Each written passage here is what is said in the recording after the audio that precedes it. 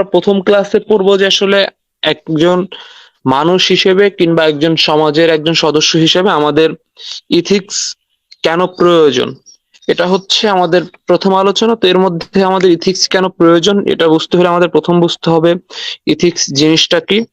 তারপরে হচ্ছে আমরা ইথিক্স অ্যান্ড চয়েস নিয়ে আলোচনা করব, ডেভেলপমেন্ট অফ ইথিক্যাল ডিসকোর্স, কিভাবে ইথিক্সের উৎপত্তি এবং বিকাশটা ঘটলো সেটা নিয়ে আমরা বিস্তারিত আলোচনা করার চেষ্টা করব। তারপরে হচ্ছে the role of ethical theories, আমরা সেটা নিয়ে আলোচনা করার চেষ্টা করব। আমরা যদি প্রথম টপিকে যাই, অর্থাৎ হচ্ছে এর পরের স্লাইডে, আচ্ছা, হোয়াট ইজ ইথিক্স। এই আলোচনাটা এটা খুবই গুরুত্বপূর্ণ। ইথিক্স নিয়ে অনেক ধরনের আলোচনা, কনসেপশন, মিসকনসেপশন আপনাদের মাঝে আছে। একটু চেষ্টা করেন শুরুর দিকে ক্লাসটা, মানে বেসিক্যালি শুরুর ক্লাসটা একটু মানে একদমই মৌলিক থিওরি জায়গাগুলোতে, কিন্তু এই থিওরি গুলো পরের ক্লাসটা সবই আপনারা হচ্ছে একদম জীবন ঘনিষ্ঠ। তো ওই পরের ক্লাসটা বেশি জীবন ঘনিষ্ঠ করার জন্য এই জিনিসগুলো বোঝা একটু গুরুত্বপূর্ণ।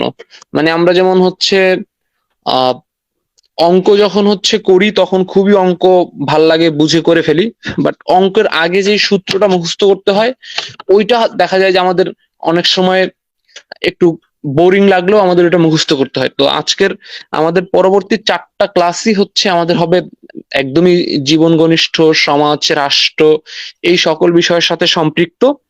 কিন্তু প্রথম ক্লাসটা একটু আপনাদেরকে ওই সম্পৃক্ত করার জন্য আপনাদের টুলস গুলো একটু বুঝতে হবে।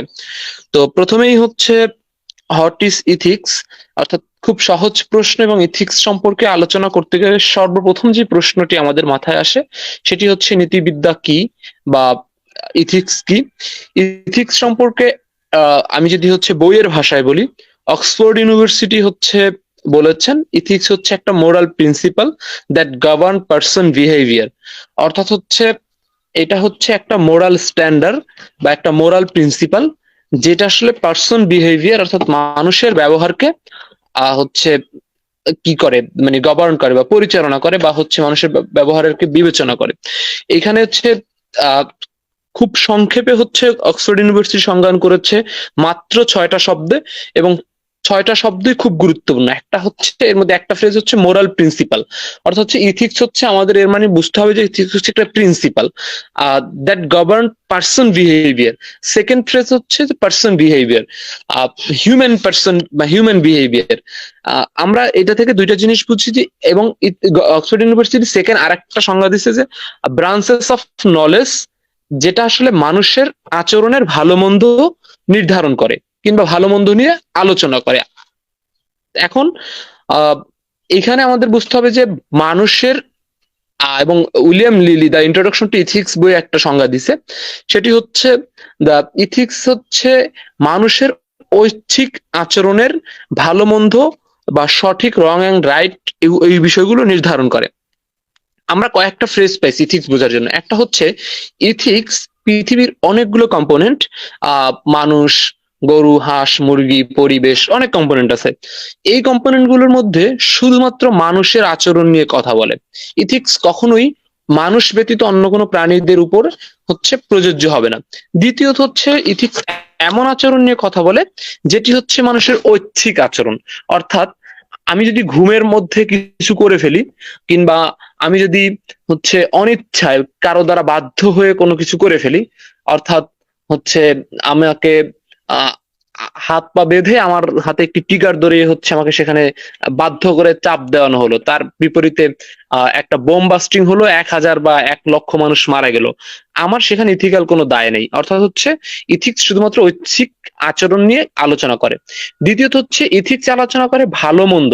অর্থাৎ ইথিক্স খুব আমরা পরে এইসব আলোচনাগুলো একটু পড়বো যে ইথিক্স শুধুমাত্র জাজমেন্টাল স্টেটমেন্ট যেগুলো, অর্থাৎ ইথিক্স হচ্ছে আপনার ডেসক্রিপটিভ স্টেটমেন্ট নিয়ে আলোচনা করে না। যেমন হচ্ছে এই জানালাটা হচ্ছে দেখতে কালো, কিংবা এই বাতাসটা হচ্ছে ভারী, এই বিষয়গুলো পুরোপুরি ডেসক্রিপটিভ স্টেটমেন্ট। ইথিক্স আলোচনা করে শুধুমাত্র জাজমেন্টাল স্টেটমেন্ট নিয়ে, অর্থাৎ হচ্ছে ভালো কিংবা মন্দ, কিংবা সঠিক কিংবা ভুল, এই ধরনের স্টেটমেন্ট গুলো নিয়ে বা এই ধরনের বিহেভিয়ারের এই পার্টটা নিয়ে আলোচনা করে। তো ইথিক্স সম্পর্কে আমার মনে হয় একদমই মৌলিক যেই কনসেপ্টটা সেটা আমরা বুঝতে পারছি, সংজ্ঞাটা বুঝতে পারছি। তো এখানে দেখেন, এটা হচ্ছে বিবিসির একটা হচ্ছে ইথিক্স সম্পর্কে একটা ভাষ্য, যে at its simplest ethics is a system of moral principles that affect how people make decision and lead their lives. Ethics is a concerned with what is good for individual and society and is also described as a moral philosophy. তো এইখানে হচ্ছে moral philosophy and moral principal, এই পার্থক্যটাও আমরা আহ, আজকের ক্লাসে বোঝার চেষ্টা করব। তো এখানে একটা জিনিস হচ্ছে পরিষ্কার করার চেষ্টা করছে, একটু থিওরি থেকে এসে একটু জীবন ঘনিষ্ঠ বা রিলেট করার চেষ্টা করছে। সেটি কিভাবে? সেটি হচ্ছে যে এইটা আসলে মানুষের ইথিক্স হচ্ছে এমন একটা ডিসকোর্স কিংবা এমন একটা আলোচনা, যেই আলোচনাটা হচ্ছে মানুষের আচরণ কিংবা মানুষের যে জীবনযাপন, সেইখানে আসলে বিভিন্ন ধরনের ডিসিশন, সেখানে বিভিন্ন ধরনের হচ্ছে চয়েস যেগুলো, সেইগুলোর ক্ষেত্রে একটা চুজ করার মানে হচ্ছে সিদ্ধান্ত তৈরি করার ক্ষেত্রে সহায়ক ভূমিকা পালন করে। যে আসলে কোন সিদ্ধান্তটা আমার হচ্ছে নেওয়া উচিত হবে, কোন সিদ্ধান্তটা নেওয়া অনুচিত হবে, কিংবা কোন সিদ্ধান্তটা হচ্ছে আমার for good for individual or society. আর নতুন করে এখন ইথিক্স আরো একটা এরিনা তৈরি হয়েছে, সেটি হচ্ছে ফর এনভায়রনমেন্ট। হ্যাঁ, অর্থাৎ এনভায়রনমেন্টের এভরি কম্পোনেন্টের জন্য আমাদের কোন বিষয়টা হচ্ছে ভালো, সেটি আমরা গ্রহণ করব। এটি হচ্ছে ইথিক্স এর মূল কনসার্ন। এবং একটা বিষয় আমি শুরুতে বলেছিলাম যে ইথিক্স শুধুমাত্র হিউম্যান বিহেভিয়ার আর পার্সনস বিহেভিয়ার নিয়ে আলোচনা করে, বাট একটা বিষয় মাথায় রাখতে হবে, হিউম্যান বিহেভিয়ার শুধুমাত্র হিউম্যান এর সাথে হচ্ছে সম্পর্কিত সেই বিষয়গুলো নিয়ে আলোচনা করে না। হিউম্যান বিহেভিয়ার আজকের পরিবেশের সাথে কেমন হবে, আজকে মানুষের বিহেভিয়ার আজকে পশু পাখির সাথে কেমন হবে, মানুষের বিহেভিয়ার আজকে মানুষের সাথে কেমন হবে, এই প্রত্যেকটা বিষয় আসলে এথিক্সের আলোচনা অন্তর্ভুক্ত। এই বিষয়গুলো আসলে আমরা ডেভেলপমেন্ট অফ ডিসকোর্সে আমরা হচ্ছে এই বিষয়গুলো নিয়ে আলোচনা করব।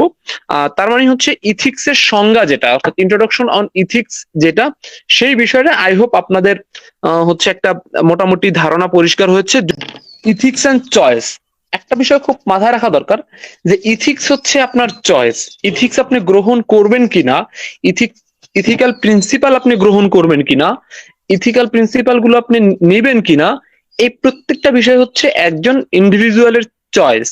তার মানে আমাদের প্রথমেই হচ্ছে মাথায় রাখতে হবে যে ইথিক্স ওই সমস্ত মানুষকেও হচ্ছে এক্সক্লুড করে যেই মানুষগুলো চয়েস গ্রহণ করতে পারে না, অর্থাৎ যাদের কোনো ধরনের চয়েস অপশন করার সুযোগ নেই।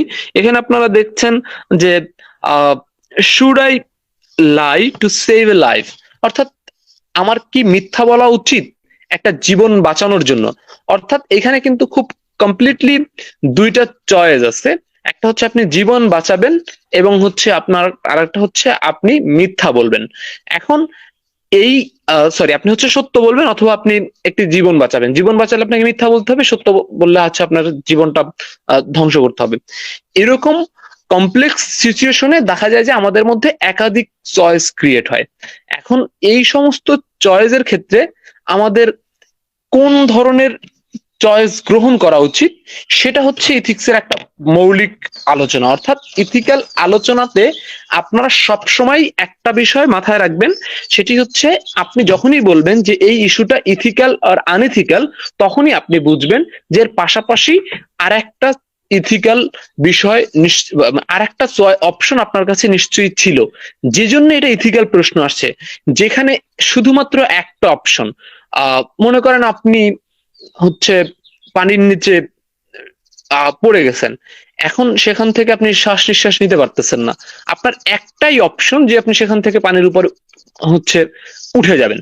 এখন এইখানে এরকম যদি কোন সিচুয়েশনে শুধুমাত্র একটা অপশনই থাকে, সেই অপশনের ক্ষেত্রে ইথিক্যাল আলোচনাটা তৈরি হবে না। অর্থাৎ একটা নির্দিষ্ট বিষয় থাকলে ইথিক্যাল হবে না। ইথিক্যাল বিষয়টা তখনই হচ্ছে প্রয়োজনীয় হবে কিংবা তখনই রেলিভেন্ট হবে যখন সেখানে একাধিক অপশন আপনাদের কাছে থাকবে।